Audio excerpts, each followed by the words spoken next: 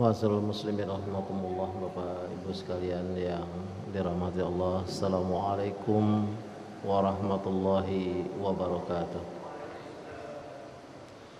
Alhamdulillahirabbil alamin wa bihi nasta'inu ala umuri dunya waddin, wassalatu wassalamu ala asrafil anbiya'i wal mursalin wa ala alihi wa ashabihi wa man tabi'ahum bi ihsanin ila yaumiddin, amma ba'du. Segala puji bagi Allah yang alhamdulillah pada subuh hari ini kita dalam keadaan sehat walafiat, dan Allah telah banyak menurunkan nikmatnya kepada kita dan kita dapat berkumpul di masjid yang mulia ini dan kita dapat bersolat jamaah subuh. Alhamdulillah, dan mudah-mudahan apa yang telah diberikan oleh Allah berupa nikmat-nikmat tersebut dapat kita syukuri dengan selalu mendekatkan diri kepada Allah Subhanahu wa taala. Amin. Amin ya rabbal alamin. Salat dan salam pada junjungan Nabi Muhammad sallallahu alaihi wasallam. Allahumma salli ala sayyidina Muhammad wa ala ali sayyidina Muhammad. Allahumma salli wa sallim wa barik alaih. Mudah-mudahan dengan selalunya kita bersalat dan salam kepada Rasulullah sallallahu alaihi wasallam, kita termasuk dari hamba-hamba Allah ataupun umat Nabi Muhammad yang insyaallah fil yaumil akhir mendapatkan syafaat beliau. Amin. Amin ya rabbal alamin. Bapak Ibu sekalian yang dirahmati Allah, pada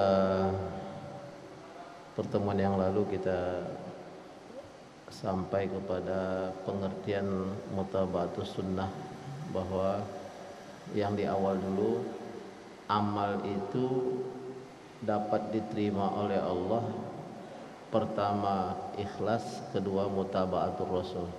Maksudnya niat kita itu memang menjadi yang utama di sisi Allah, kemudian mengikuti apa yang dibawa oleh Rasulullah SAW dengan segala pengertian yang luas. Kemudian apa yang dikantung kepada niat ini adalah apa yang selalu kita ucapkan dari kalimat La ilaha illallah. Saya pernah ditanya, apa makna kalimat itu? Kan gitu. Jadi tak usahlah kita mendalam-dalam kajian itu. La ilaha illallah, dengan kalimat la ilaha illallah ini kita ada.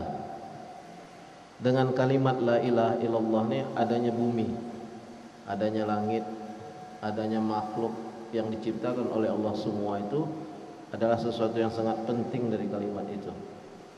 Makanya orang-orang beriman, yang membedakan orang-orang beriman dengan orang-orang yang tak beriman atau orang-orang kafir, dari kalimat itulah.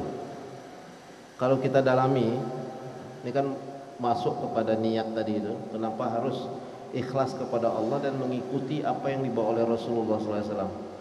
Karena kalimat tiada ilah selain Allah, tidak ada Tuhan selain Allah.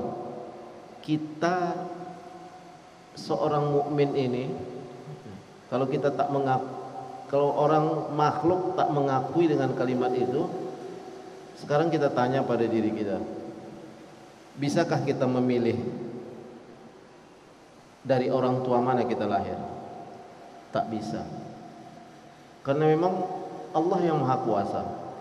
Bisakah kita memilih di negeri mana kita lahir? Tak bisa. Bisakah kita memilih tak menjadi manusia atau menjadi pasir saja? Tak bisa.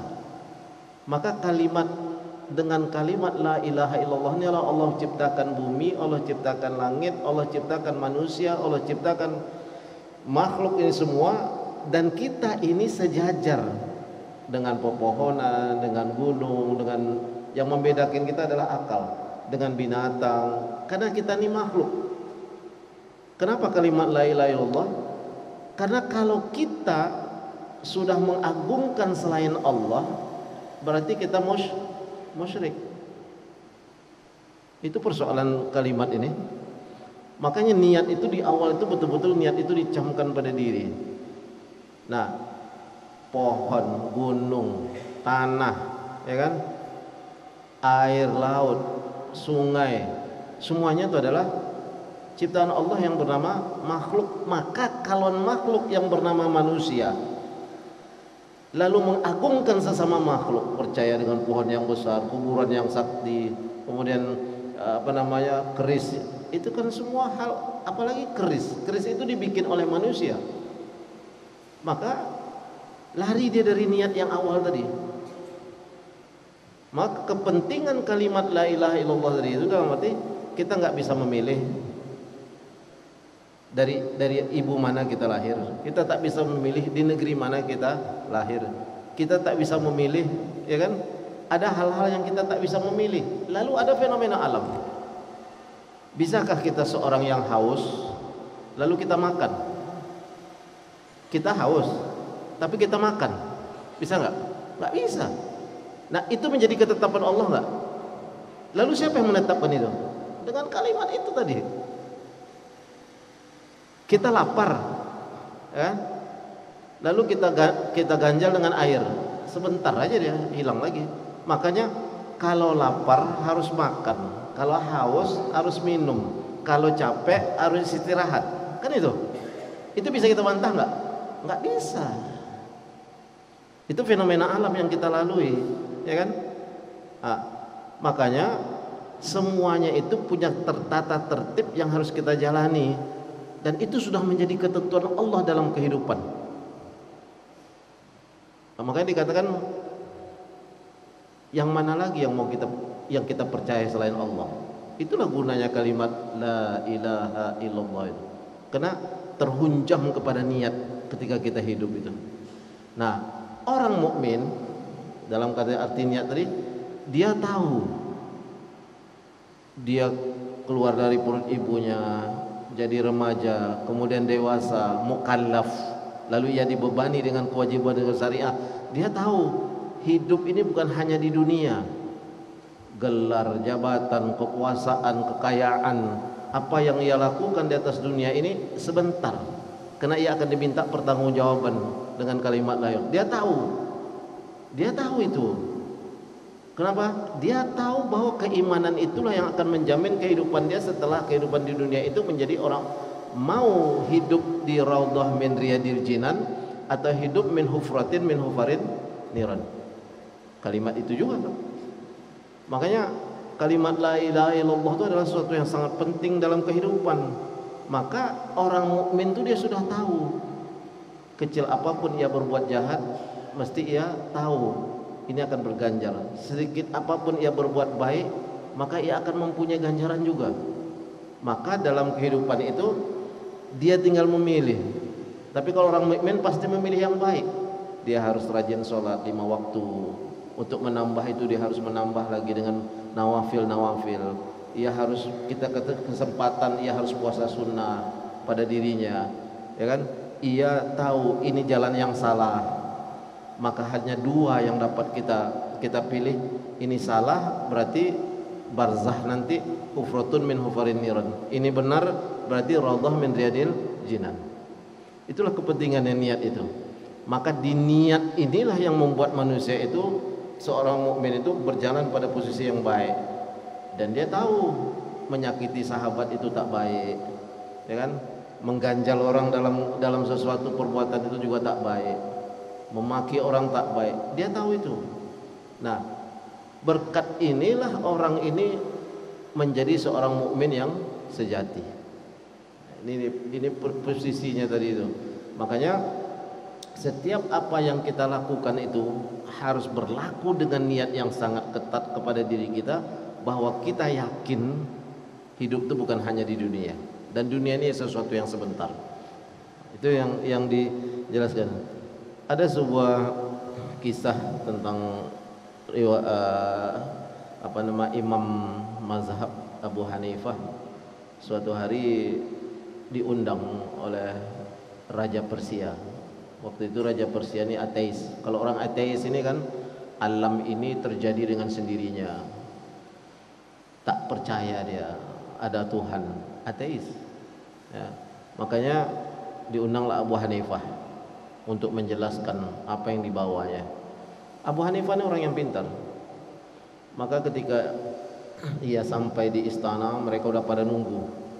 Persia sekarang tuh masih dalam jajahan ya daerah apa sekarang lah, daerah Iran sekarang dengan Soviet, sebagian Soviet itu Persia. Raja Persia ini ateis. Lalu sampai di sana ia angkat alas kakinya, ia masuk, semua udah pada marah karena terlambat. Lalu ditanya oleh raja, wahai Abu Hanifah, saya tahu orang Islam itu orang yang disiplin dan mengerti dengan kepentingan waktu. Tapi kenapa aku melihat seorang tokoh muslim, mukmin katanya, yang yakin kepada Tuhannya, tapi datang terlambat, sangat mengecewakan kami. Lalu kata Abu Hanifah, wahai raja, dengarkan dulu apa yang aku katakan. Tadi ketika aku ingin berangkat ke sini, aku harus menyeberangi sebuah sungai. Maka dengan waktu yang lama, yang seharusnya dengan waktu yang sudah aku siapkan itu, aku bisa mendapatkan kapal. Ternyata tadi kapal tak ada satupun yang bisa aku naiki. Lalu di sebelahku ada sebuah pohon yang tinggi. Lalu pohon itu tumbang. Lalu begitu tumbang, terbelah-belah dengan sendirinya. Lalu turun tali. Lalu tali itu merakit-rakit, menjadilah kapal. Dengan itulah aku menyeberang. Ditepuklah sama Raja Persia ini mejanya itu, singgasana itu. Kamu orang yang berbohong, sudah datang terlambat lalu berbohong. Mana mungkin? Di mana letak saya berbohong katanya? Mana mungkin pohon tumbang lalu terpotong-potong sendiri, lalu datang tali lalu mengikat sendiri jadi kapal. Lalu apa kata Abu Hanifah? Apa bedanya dengan pendapat kalian sekarang? Alam ini terjadi dengan sendirinya. Lalu mereka berpikir, alam ini pasti ada yang menjadikan. Yang menjadikan itu adalah yang maha kuasa. Masuk Islam Raja Persia itu. Terkadang perdebatan itu tak perlu mendalam-mendalam, tapi menggunakan akal untuk meletakkan keberadaan Allah itu. Dan kalimat tauhid itu, jika kita jelaskan mendalam kepada orang yang selalu berdebat, tidak akan masuk. Maka carilah pada dirinya apa yang ia lakukan dalam keseharian yang ia tidak bisa menentukan itu. Maksudnya salah satunya, kamu kalau ngantuk harus tidur enggak? Ya, siapa yang membuat ngantuk itu? Dirimu atau ada yang lain? Bisa enggak kamu menantang itu? Enggak bisa. Macam tadi, kamu lapar harus makan enggak? Harus. Lalu siapa yang membuat kamu lapar? Ya kan? Kalau kamu haus harus minum atau harus makan? Harus minum. Siapa yang membuat kamu haus? Nah, terkadang nilai yang seperti itu baru kita bawa kepada niat dalam hidup keseharian.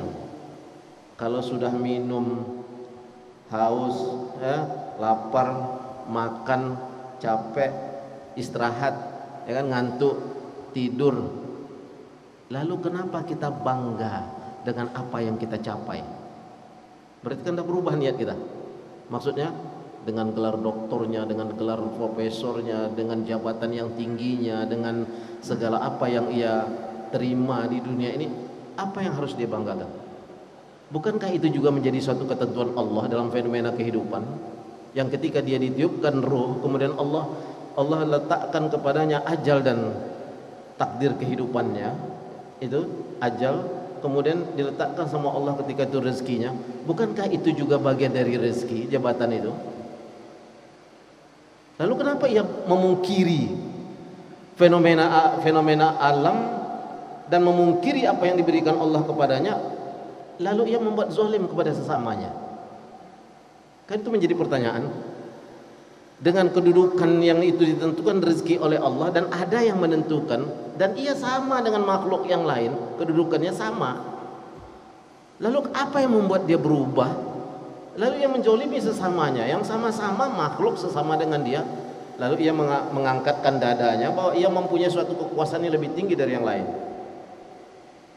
Kan ini dalam fenomena kehidupan ini. Jika tadi kita mengakui haus, lapar dan segala macam itu adalah bagian daripada ketentuan Allah, kenapa hal yang sedemikian ini kita tidak mengakui? Itulah yang membuat setan itu bisa masuk.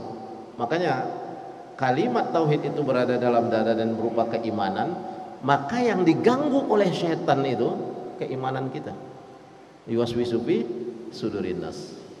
Dia tetap mengganggu dari nilai keimanan itu. Makanya untuk kita bisa tetap pada niat yang lurus tadi, kita harus dekat dengan Allah. Disitulah letak keberkahan yang diberikan oleh Allah kepada kita.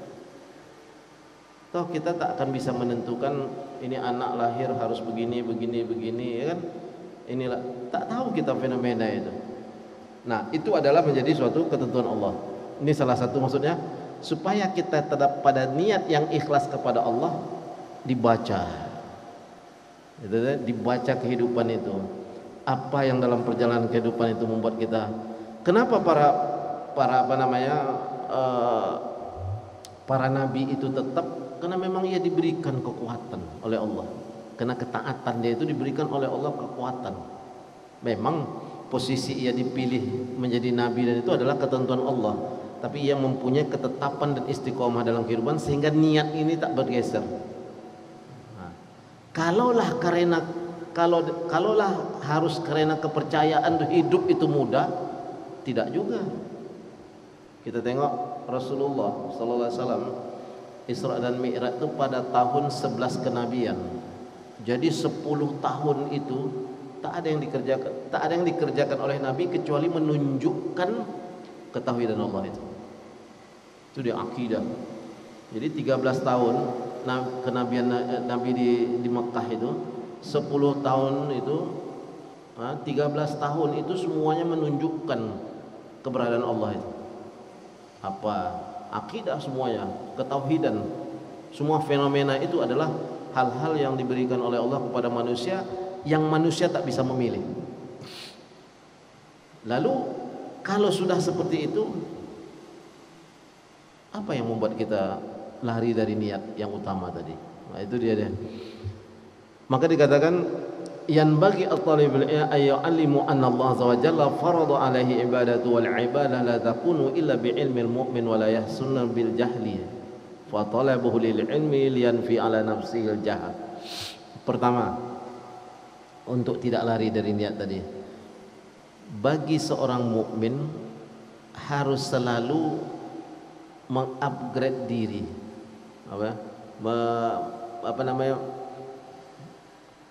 untuk kepada perubahan-perubahan. Ayya'lamu anna Allah azza wa jalla farada alaihi ibadah. Ia harus tahu bahwa ibadah yang diwajibkan oleh Allah kepadanya itu tidak lain dan tidak bukan untuk mendekatkan dirinya kepada Allah agar ia tetap pada niat yang pertama. Niat yang utama tadi ya, keikhlasan kepada Allah tadi. Lalu dikatakan kama amaru wa laisa kama tahwi nafsu. Kenapa ibadah itu disuruh dan diwajibkan? Itu sebagaimana yang disuruh oleh Allah, agar ia tidak mengikuti hawa nafsunya yang diletakkan pada dirinya oleh Allah juga. Nah, itu tadi ya. Yang pertama adalah wajib kepadanya untuk selalu mengetahui keberadaan Allah. Dengan apa? Dengan ibadah yang ia lakukan. Dan ibadah yang dilakukan itu adalah kewajiban yang diwajibkan oleh Allah kepada hamba-hambanya, agar ia tetap pada pendirian yang pertama, niat yang ikhlas kepada Allah. Itu tadi. Itu untuk menjaganya. Yang kedua, yan bagilahu ayyatajannabul asbabul syaghilah anit tahsiri ila sababin labudda minul hajah. Jika ia berhajat pada dunia, jangan sekali-kali hajat di dunianya ini melupakan kewajibannya kepada Allah. Itu yang kedua. Maksudnya kebutuhan dunianya ini jangan menggeser ibadahnya kepada Allah tadi. Kalau dalam fenomena i'tikad dan istiqomah, jangankan meninggalkan, bergeser aja waktu itu. Kan sebenarnya kan kita dikasih jarak. Zuhur, kalau sekarang kan mainnya jam, dari jam sekian sampai jam sekian baru asar. Berarti dari jam zuhur sampai asar itu bolehlah sholat sekian jam itu, ya kan itu. Tapi dalam penetapan diri, makanya Rasulullah dikatakan ketika orang ini agak melalaikan sholat, bertanya, ya Rasulullah, Ayul a'mal afdal. Pekerjaan apa yang paling baik? Kata Rasulullah kepada orang yang seperti ini, as-salatu ala waqtiha. Salat pada waktunya. Itu tadi. Walaupun ada jarak, tapi jarak ini jangan diambil, sebenarnya jarak waktu ini diambil ketika memang ada halangan yang harus mengakhirkannya. Tapi jika kita hanya untuk kebutuhan dunia yang tak darurat, tak pada posisi itu kita mengakhir-akhirkan sholat. Kenapa? Karena pengakhiran itu yang akan dimasuki oleh godaan. Makanya nilai orang itu dalam bertauhid itu pertamanya adalah tergantung kepada sholat yang tepat waktu itu. Jadi jarak itu memberikan toleransi, tapi sebenarnya toleransi itu pada posisi yang memang kita memang sangat berhalangan untuk itu, barulah bisa. Kalau kajian fikihnya kan ya udah itu sholat aja pada waktu itu, ya pada posisi itu ya Allah terima. Tapi kalau dalam nilai ketauhidan, di situ sudah dilihat ketaatan seorang hamba kepada Sang Khalik. Itu yang kedua. Kemudian yang bagi lahu kadzalika ayyuqaddimu taharatun nafsi ala razailil akhlaqil mazmuwah al awsaf. Ya, kalau kedua ini tadi, janganlah kesibukan dunia ini menjadikan alasan untuk dia tidak tepat waktu untuk ketaatan kepada Allah. Yang ketiga, untuk melihatkan itu bahwa orang-orang mukmin ini kadzalika ayyuqaddimu taharatun nafs. Efek dari yang pertama yang kedua adalah pada bagian yang ketiga, fenomena itu ia harus selalu mensucikan dirinya untuk ketaatan kepada Allah. Nah, ini maksudnya razailul akhlaq. Ini juga sebenarnya natijah. Natijah itu adalah hasil daripada pertama yang kedua. Ya, bahwa ia harus menjauhkan diri dari perbuatan-perbuatan yang tidak diperkenankan oleh Allah, dan ia harus tetap pada perbuatan yang baik. Iz al-ilmu ibadatul qalbi wa salatus sirri wa qurbatul batin ila Allah Ta'ala. Sesungguhnya perbuatan baik yang kamu lakukan itu akan menambah kuat ibadah kamu tadi yang kamu lakukan kepada Allah Subhanahu wa Ta'ala. Yang keempat, yang bagi ghalihu kadzalika ayyatakabbar 'alal ilmi wa yatawadda'u bil muallim wa yulqi ilaih. Jadi untuk kita bisa menambah kekuatan ibadah itu, kita harus paham ibadah itu untuk apa. Ini sholatnya untuk apa?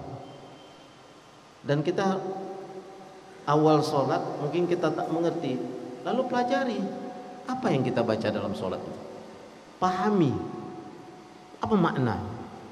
Kemudian setelah itu dalam berdoa jangan hanya menghafal, apa yang kita minta. Itu dia. Jadi yang bagi lahu kadzalika ayatakabbur 'alal ilmi wa tawaddu 'alal muallimi wa yulqi ilahi zimamu amrihi bi kulliyati fi kulli tafsir. Jadi dia harus mengerti. Jadi untuk menambah ibadah itu lebih baik, maka ia harus mengerti tentang itu. Nah, paling tidak 4 ini menjadi suatu fenomena dalam kehidupan kita, bahwa kita mengakui keberadaan Allah itu sesuatu yang tinggi, dan kita tak akan menyeleweng dari apa yang diperintahkan oleh Allah Subhanahu wa Ta'ala. Itu dia. Maka balik kepada niat tadi, niat itu sesuatu yang sangat penting dalam setiap amal. Bagaimana fenomena ketika dia berlari dari, makanya ada perbaharui niat tuh. Ada fenomena yang menyuruh kita menyeleweng, ya kan? Perbaharui. Untuk apa ini pekerjaan ini kita lakukan? Masalah sendiri, masalah orang banyak, atau dia mukmin yang sejati itu begitu ia menatap keberadaan Allah tuh, dia tak akan menyeleweng dari jalan Allah ketika ia melakukan kegiatan dunia ini. Itu dia. Khilaf boleh, salah dari satu tempat yang sama berulang-ulang, itu namanya meremehkan. Ya, meremehkan apa yang diperintahkan oleh Allah Subhanahu wa Ta'ala. Baik, kemudian ada adab di dalam niat ini. Nanti ada adab al-muallim, maksudnya adab orang-orang yang belajar untuk mendapatkan dari Allah.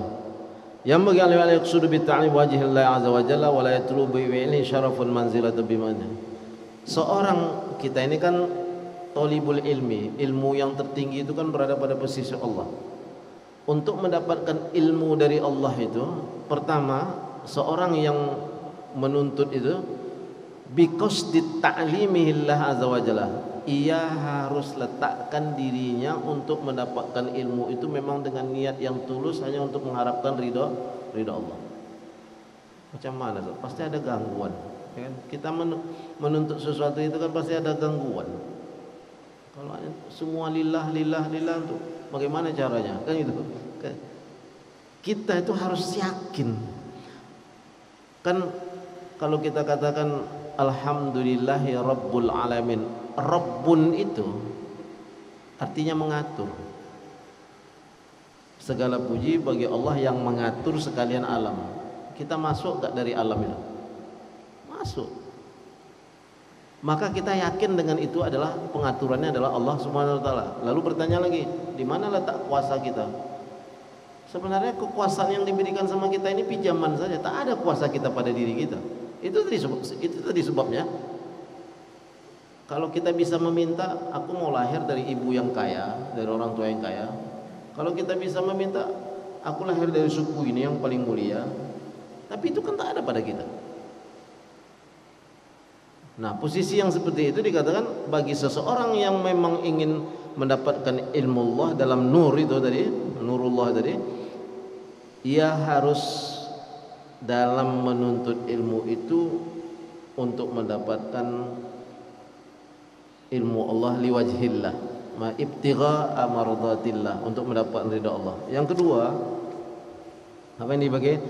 Yang bagi lahu ayyatakhallaq bil mahasin allati warada syar'i biha. Jika ia sudah yakin kepada Allah itu yang meletakkan ilmu itu pada dirinya, maka ia harus tadi yatakhallaq, berakhlak dengan akhlak yang baik.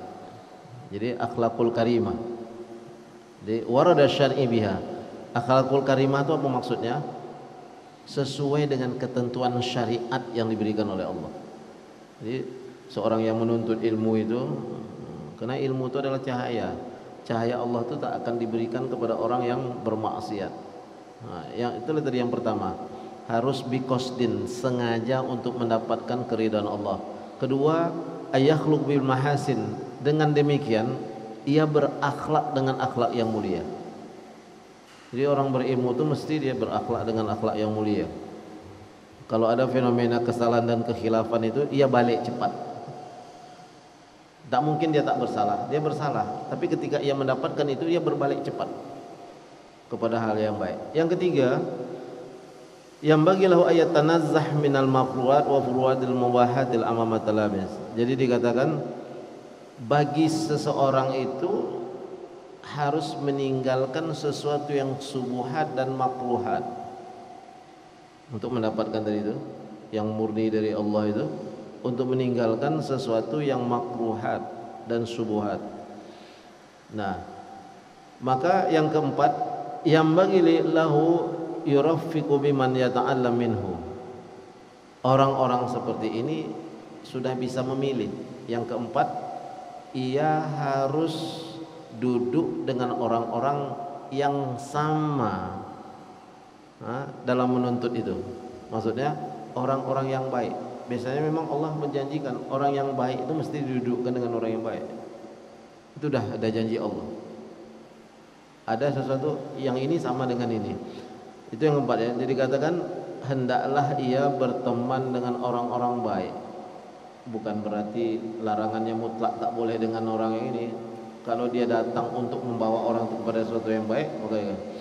Nah, maka dikatakan di sini ad-dinun nasihah lillah wa li kitabihi wa li rasulihi wa li ummatil mu'minina 'amah.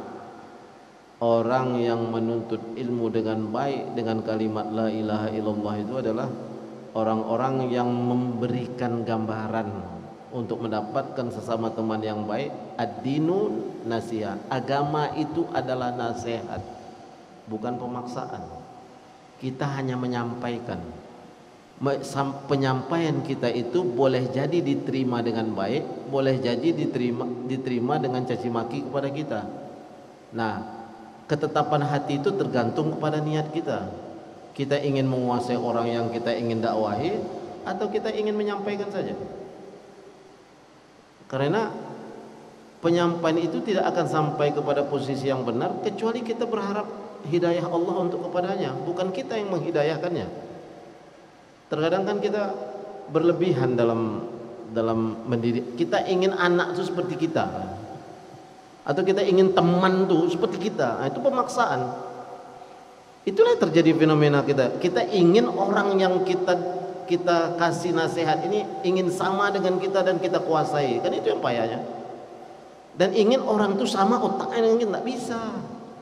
Itu semuanya Allah.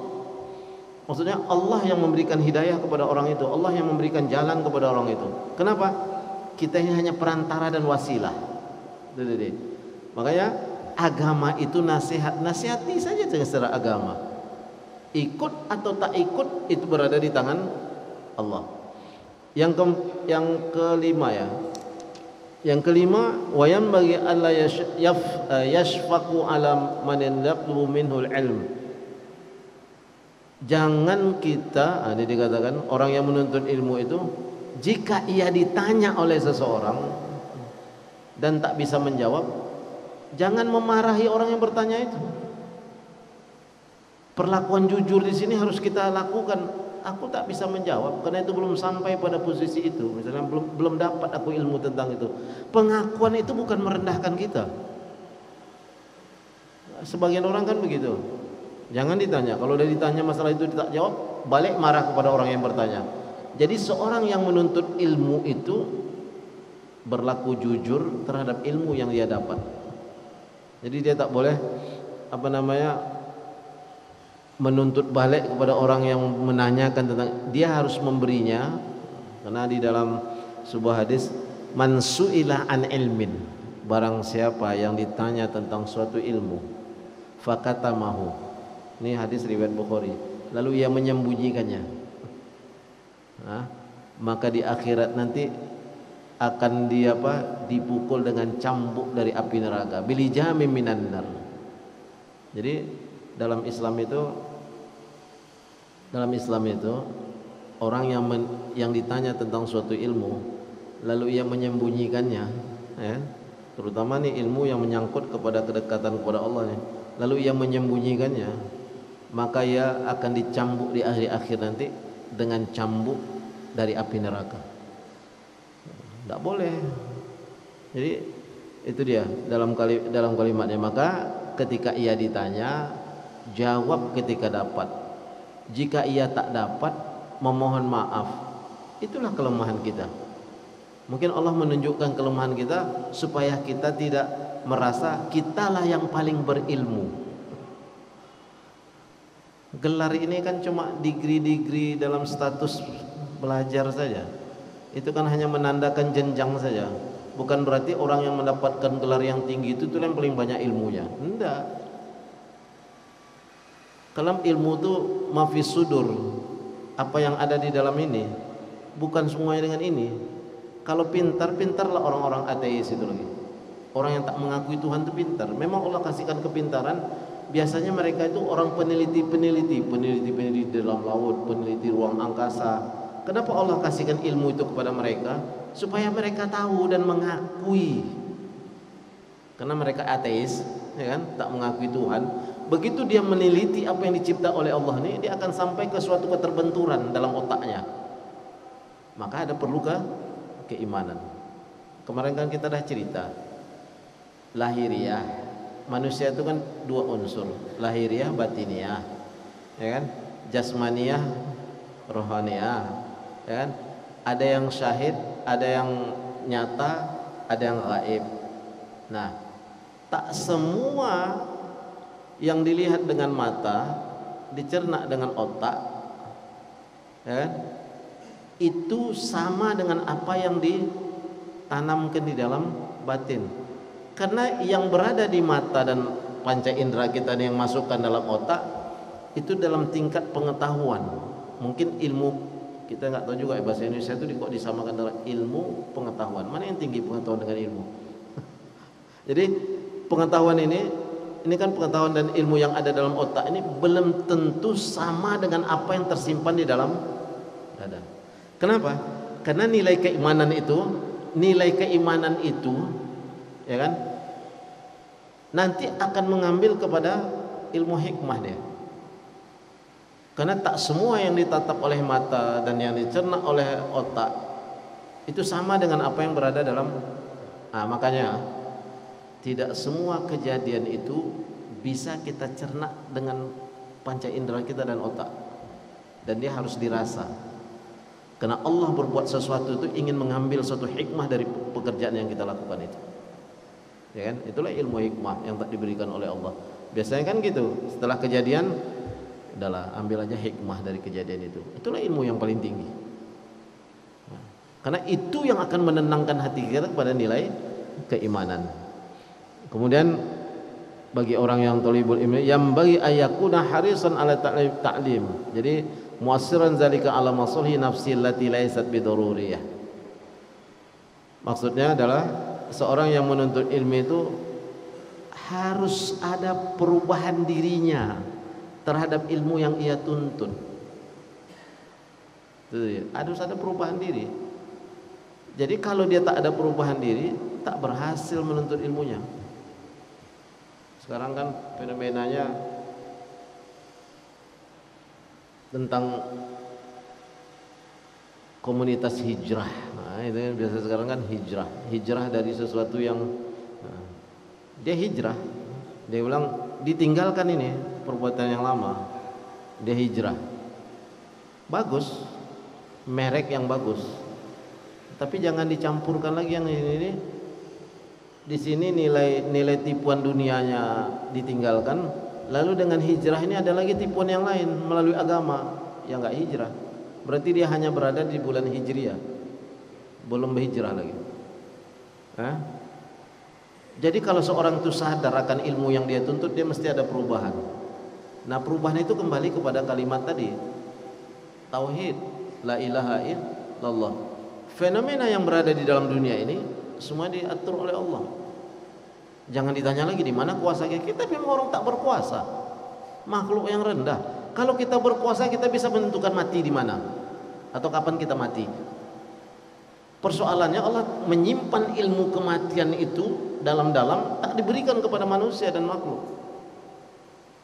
Tinggal lagi kekuatan doa kita kepada Allah dan perbuatan baik kita menjelang mati itu. Itulah yang tertinggi, yang paling mulia di atas rezeki. Di atas rezeki yang paling mulia itu ketika kita minta sama Allah dan kita mati dalam posisi husnul khotimah. Jadi orang yang sudah hijrah itu, dia yakin, dia tak tahu kapan dia mati dan dia tak tahu di mana dia mati. Maka untuk menuju husnul khotimah itu dia harus berbuat baik. Itu dia. Perbuatan baik itu ya amal soleh. Makanya kalau dalam tradisi pesantren, kalau NU lah ya, itu dikatakan ada hazin niyah wala kullin niyah suriyah, kan itu Al-Fatihah itu menguatkan kita untuk melakukan perbuatan baik. Artinya betul, ala hazin niyah, kita berniat untuk niat kita berdoa itu, wa ala kullin niyah suriyah, dan terhadap niat kita yang soleh itu kita bacakan Al-Fatihah. Dia mempunyai kekuatan. Al-Fatihah itu umul kitab, rangkuman Al-Quran itu berada di Al-Fatihah. Jadi terakhir dalam kalimat ini adalah harus ada perubahan dari tuntutan ilmu yang dia tuntut. Bukan hanya sekedar istilah. Istilah itu bagus, tapi jika istilah itu diplesetkan, itu yang tak bagus. Hijrah, tapi di sini dulu nampak, di sini tak nampak. Tapi di sini juga membuat sesuatu yang merugikan orang lain juga. Berarti tidak penuh dalam niat hijrah itu tadi. Ya kan? Dengan cara yang lain pula lagi kan, menyakitkan orang, menipu orang, kemudian melakukan perbuatan yang nampaknya agamis, kan banyak itu. Apa maksudnya? Umroh murah, uang orang hilang juga, kan dengan merek agama, ya kan? Sumbangan tak sampai. Kadang-kadang fenomena itu kan dimanfaatkan hari ini karena mencari duit dengan cara lain payah, dikasih merek agama. Nah, dikasih merek agama, ditonjolkan di situ rekening, tapi uangnya tak digunakan untuk itu. Kita kan tak tahu. Maksudnya benar atau tidak, orang percaya atau tidak, orang akan melihat kepada tindakan kita sebagai orang yang memang selalu menuntut ilmu. Benar apa tidak? Nilai ini kan tak bisa dibeli deh. Ini aku yakin nih kalau ini. Ini kalau ini tak yakin ya. Kan gitu. Nah, keyakinan orang kepada kita itu kan bertolak pada kejujuran kita dalam menyampaikan ilmu, menuntut ilmu, dan dalam perlakuan keseharian. Dan itu kan tak bisa dibeli, ya kan? Dan tak bisa diprovokasi. Semua itu akan dinampakkan oleh Allah dalam bentuk yang lain. Maksudnya jujur tidak jujur, hak dan batil itu mesti dinampakkan oleh Allah. Memang terkadang orang-orang yang beriman ini, orang-orang yang lurus nih, ya, orang-orang yang pada istiqomah ini, banyak cobaan itu, banyak cobaan itu. Di saat dia ingin hijrah, di saat dia ingin itu dari hijrah, di saat dia ingin melakukan kebenaran dan istiqomah kepada Allah itu banyak. Terkadang kita diuji dengan materi dunia. Orang ini tak taat, orang ini kerjanya tak apa-apa, tapi secara materi kok banyak gitu kan. Balik lagi lah. Sudah hijrah lagi ke, sudah hijrah ke kanan, hijrah lagi ke kiri kan itu. Berapa banyak dalam fenomena kajian-kajian itu juga ia melakukan tipuan-tipuan karena dengan merek agama tadi. Ini lebih dahsyat, ini apanya itu? Dosanya lebih dahsyat. Maksudnya ini lebih dahsyat. Nah, itu tadi kenapa? Dia yakin tapi ditutup keyakinan itu dengan fenomena yang terjadi pada dirinya. Kan tadi dia kan dua pilihan saja dalam hidup itu. Sesudah dunia ini, begitu kita masuk ke barzakh kan cuma dua pilihan. Doa itu kan gitu juga, ya kan? Ij'al qabrahu rodatan min riyadil jinan, wala taj'al qabrahu hufratan min hufarin niran. Dua saja. Allah itu menciptakan cuma dua fenomena, gaib, zahir, laki-laki, perempuan, ya kan? Tidak ada yang ketiga, laki-laki, perempuan, siang, malam, ya kan? Susah, senang, mesti gitu. Usron, yusrun, kan? Susah, senang, sedih, bahagia. Kecuali Allah, satu saja. Nah, Allah itu cuma, Allah tidak menciptakan kepada diri dia pasangan. Maka selain Allah itu adalah makhluk. Maka sesama makhluk tidak boleh saling menyembah. Nah, itu tadi pekerjaannya salah. Kenapa orang ini punya ilmu lalu dikatakan salah? Karena ia untuk mendapatkan dunia ini ia menjilat kepada kekuasaan. Nah, jadi salah dia.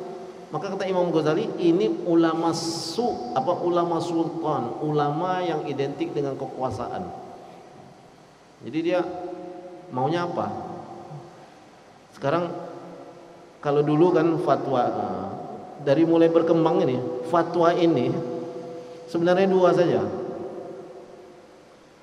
ya kan? Benar, salah. Kan itu tadi, kan kita dari fenomena tadi, laki-laki, perempuan, siang, malam, yang zahir dan yang gaib. Kehidupan itu gitu juga, benar, salah. Tak ada yang abu-abu. Maka ketika masuk kepada yang abu-abu, subuhat dia, tak bermanfaat ilmunya. Jadi menjadi dia yang tak jelas. Makanya hukum itu berlaku dengan dua itu saja. Itu dia. Lalu sekarang kita kaji sedikit ahwalul qulub wa aqsamuha, keadaan hati, dan dibagi dari beberapa bagian.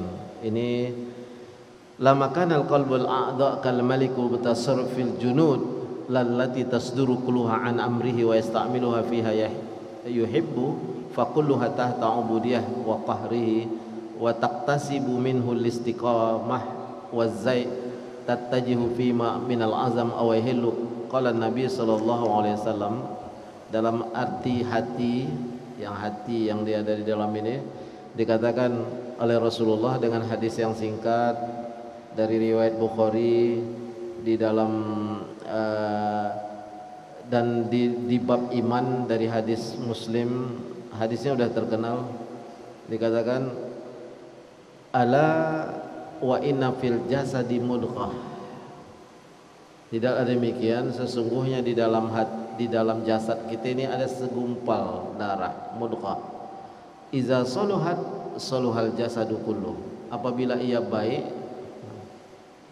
maka baiklah. Lalu wa iza fasadat, apabila ia rusak, maka rusaklah jasad ini seluruhnya. Ya. Kita nampak orang kayaknya enggak ada penyakit, badannya baik, tak ada penyakit yang lain. Tapi karena di hati ini tak betul, maka nampak terbawa arus hati itu kan. Makanya dikatakan sesungguhnya di dalam jasad itu ada mudghah, segumpal darah. Makanya apabila ia baik, baiklah jasad. Apabila ia buruk, buruklah jasad. Fahuwa malikuha wa hiyal munfidhah lamma ya'muruha biha binal muqallid. Tak ada yang bisa kita lakukan kecuali dengan apa yang terjadi.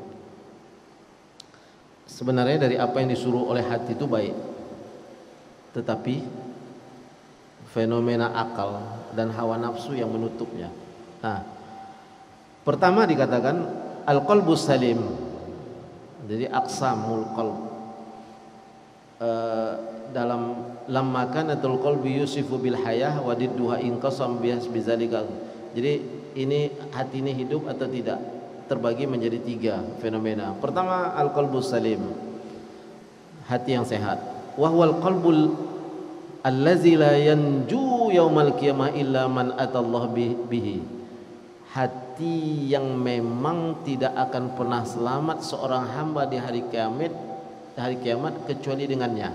Itulah dalam surat Syu'ara ayat 88. Dalam surat Syu'ara ayat 88 dikatakan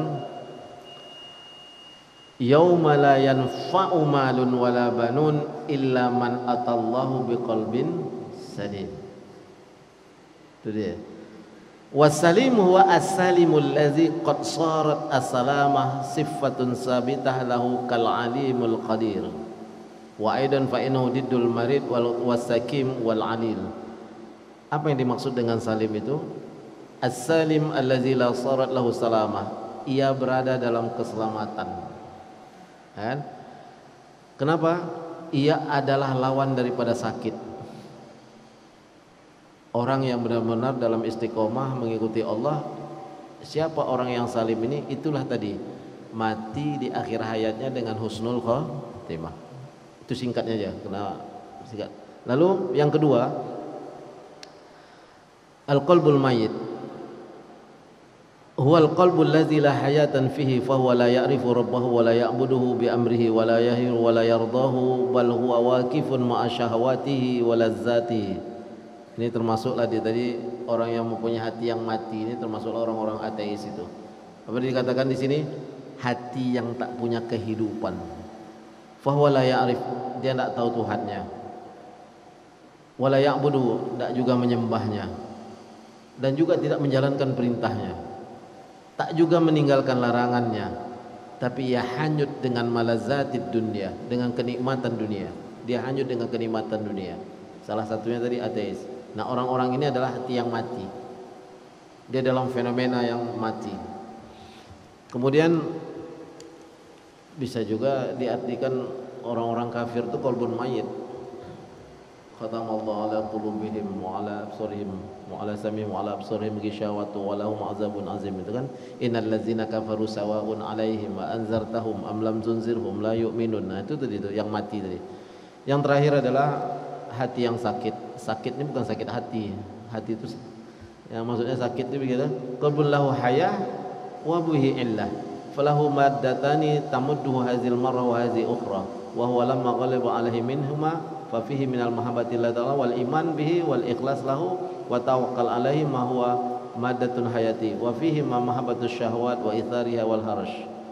Ini difenomenakan kepada ibadah pada Allah ya juga. Terkadang maksiatnya banyak juga gitu. ya. Mengakui Allah, berzina ya juga, minuman keras ya juga gitu. Sembayang juga. Tapi perlakuan yang maksiat besar itu dilakukan juga. Nah, yang setara dengan minuman keras, zina itu kan juga pencurian, mencuri kan. Nah, itu juga ini yakin pada Allah, mencuri ini ya juga. Nah, mencuri dengan cara yang apalah. Cara sekarang ini kan canggih, zaman sekarang ini. Itu hati yang sakit. Dia ngaku taat juga, beriman, tapi ini dikerjakan juga. Nah, itu dalam gelombang ini, dalam gelombang yang sakit itu. Jadi menuju hati yang salim itu bukan mudah, tetapi dia juga tidak susah. Maka meletakkan kalimat tadi itu, tauhid itu memang pada posisi yang ini, dan rangkuman dari apa yang difikirkan oleh otak diletakkan kepada hati, sehingga perjalanan kehidupan itu selalu diawasi. Makanya ibadah kita kepada Allah itulah yang mengawal perjalanan kehidupan ini melalui hati. Maka niat itu muncullah sesuatu yang kita ini kan punya rasa, ada rasa yang disetir oleh hati itu dalam. Maka waqalu qulubuna, maka orang-orang yang tadi ini waqalu qulubuna gulf, itu dalam surah Al-Baqarah ayat 88. Wal qalbu hayyan makhbatun wasani ba'isun mayyitun wasalisu maridun fa imma ila salama adna wa imma ila al-atab al-adna. Lalu dikatakan dalam kalimat ini ajrudu fihi sirajun yazharu fazalika qalbul mu'min. Hati yang salim tuh, kita balik dari hati yang sehat dan yang baik itu adalah ia selalu menerangi si yang punya hati ini kepada sesuatu yang baik. Berarti ibadahnya itu berbekas pada dirinya. Jadi kalau fenomena bertanya, kenapa haji itu ibadah, umroh itu juga ibadah, kok pulang haji dan umroh tak berubah? Kan itu sering bertanya. Solat itu tanha anil fahsya'i wal munkar, ya kan? Puasa itu juga sama. Kemudian ia kejujuran dan kedermawannya itu juga bagus, tapi ngapa nggak berubah dirinya? Nah, itu lagi dicari lagi nanti itu seperti apa. Maksudnya apa makna ibadah itu? Sampai di mana kita melakukan itu? Jangan hanya jin kita lempar waktu haji, jumroh, tapi jin yang di sini tak keluar deh. Itu kan percuma saja. Batu itu kan cuma simbol saja. Nah, simbol saja, simbol syariat. Nah, tapi yang kita buang itu adalah sifat-sifat buruk itu. Tapi manusia tetap mempunyai khilaf dan salah. Makanya doanya di akhir Al-Baqarah itu seperti itu, Rabbana la tu'akhizna in nasina wa akhtana, Rabbana wa la tahmil 'alaina isran kama hamaltahu 'alal ladzina min qablina, Rabbana wa la tuhammilna ma la taqata lana bih. Terakhir apa? Wa'fu anna waghfir lana warhamna. Lalu apa yang kita katakan setelah itu? Waghfir lana warhamna anta maulana. Yang kita minta fansurna 'alal qaumil. Jangan kita termasuk dari. Kenapa al-kafirin di situ? Hati yang mati itu pada orang kafir. Makanya dia fenomena dunia ini diberikan betul oleh Allah kepadanya. Kita tak tergoda dengan itu. Nah, itu yang harus dalam perjalanan. Ini saja mungkin. Rasanya tak ada pertanyaan, Pak Zebo? Tak ada ya? Waalaikumsalam.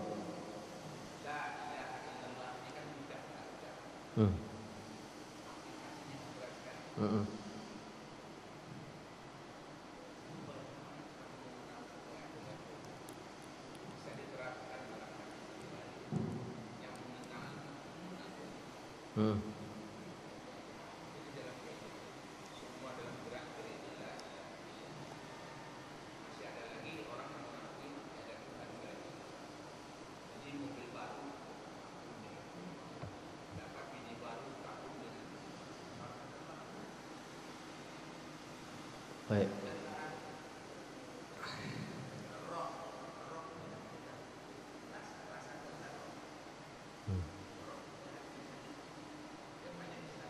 Baik.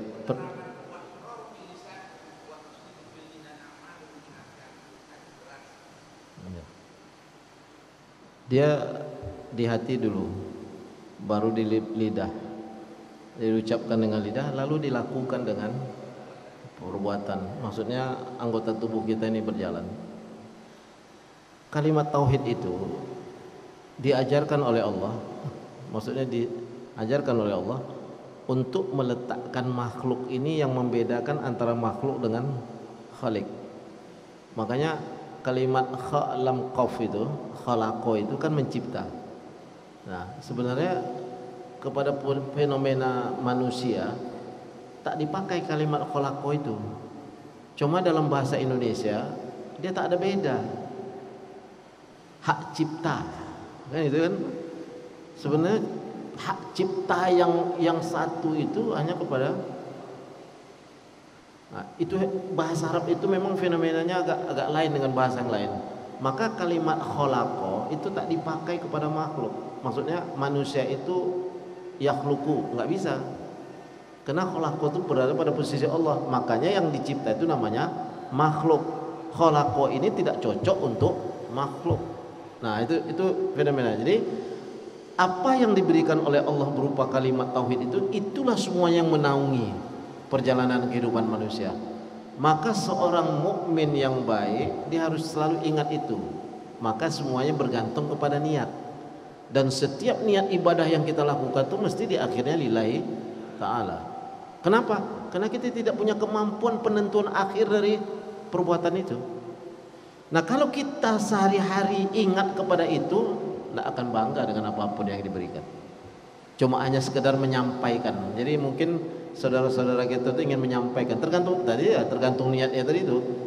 Makanya wa amma bi ni'mati rabbika fahaddis. Mungkin hanya sekedar menceritakan ini harus disampaikan karena ini adalah sesuatu yang baik disampaikan. Tapi bukan berarti tadi ditanya nih, punya istri baru sampaikan itu mau memanaskan kawan atau memang mau kan ini persoalannya itu kan. Nah, kenapa harus anak lahir kemudian ada akikah, disunahkan akikah? Itu kan menyampaikan tahadus bin nikmah itu tadi. Ada yang bisa disampaikan, ada yang tak bisa disampaikan. Kalau menyampaikannya akan menjadi fitnah, maka tak usah. Itu. Tapi yang namanya sifatnya akikah, walimah, itu kan tahadus bin nikmat itu.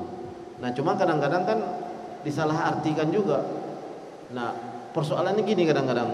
Ini ada pengantin. Nanti biasanya kadang-kadang di kalangan tertentu, kita nengok dulu kamar pengantin, mewah ya. Itu kan dah lain posisinya. Kan kadang-kadang itu yang menjadikan masalah kan.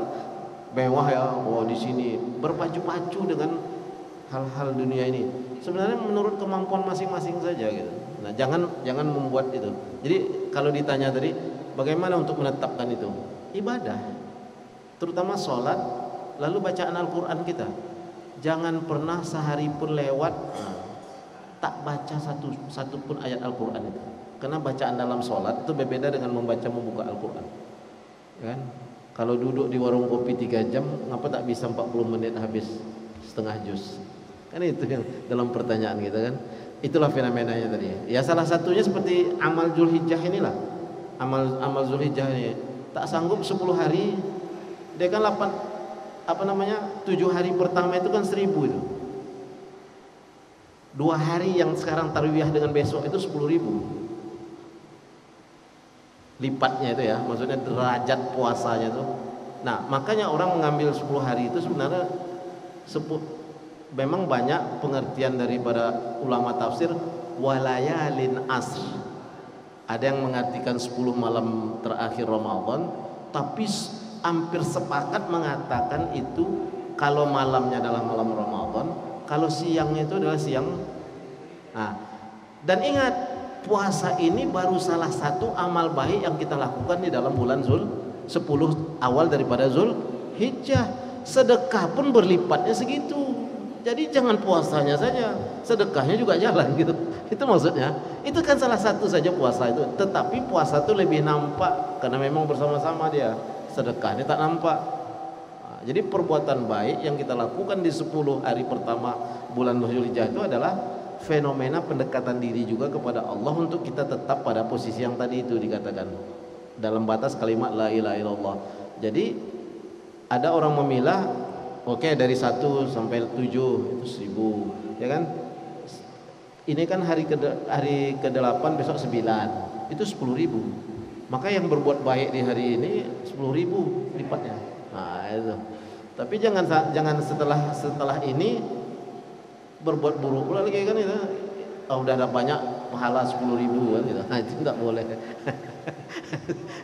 Dikumpulkannya sholat yang di Masjidil Haram tuh pulang tak sholat lagi, itu enggak betul, ya kan? Nah, itulah kira-kira maksudnya kalau baca Al-Qur'an ini 10 awal ini naik dia. Nah, jangan itu tadi. Jadi bukan hanya sekedar puasa ada, iya. Berbuat baik seluruhnya di 10 hari pertama itu adalah sama lipatnya dari apa yang dilakukan, apa yang dijanjikan oleh Allah Subhanahu wa taala. Itu saja. Jadi walayalun asrin itu lebih kepada 10 pertama bulan Zulhijjah. Nah, itulah yang dapat saya sampaikan. Mudah-mudahan kalimat sedikit ini memberikan kita jalan untuk sama-sama menuju kebaikan, ya, berbuat baik, beramal soleh, hati itu salim, benar, dan kita di akhir hayat kita menjadi orang-orang yang husnul khotimah. Amin amin ya rabbal alamin. Subhanakallahumma wa bihamdika asyhadu an la ilaha illa anta astaghfiruka wa atubu ilaik. Allahumma ja'al jam'ana hadza jam'an marhuma wa tafarruqana min ba'di tafarruqan ma'suma. Allahumma ba'id bainana wa baina wabah corona kama ba'idta bainal masyriq wal maghrib. Ya Allah ya Rahman ya Rahim ya Mujibas Sa'ilin, berilah kekuatan kepada kami untuk dapat mensyukuri nikmat-Mu yang telah Kau berikan kepada kami dan nikmat-Mu yang telah Kau berikan kepada kedua orang tua kami. Ridhoilah amal soleh kami dan masukkanlah kami ke dalam golongan hamba-hamba-Mu yang soleh. Rabbana atina fid dunya hasanah fil akhirati hasanah wa qina adzabannar. Wa sallallahu ala sayyidina Muhammadin wa ala alihi wasallam. Lebih kurang mohon maaf, wabillahi taufiq wal hidayah. Wassalamualaikum warahmatullahi wabarakatuh.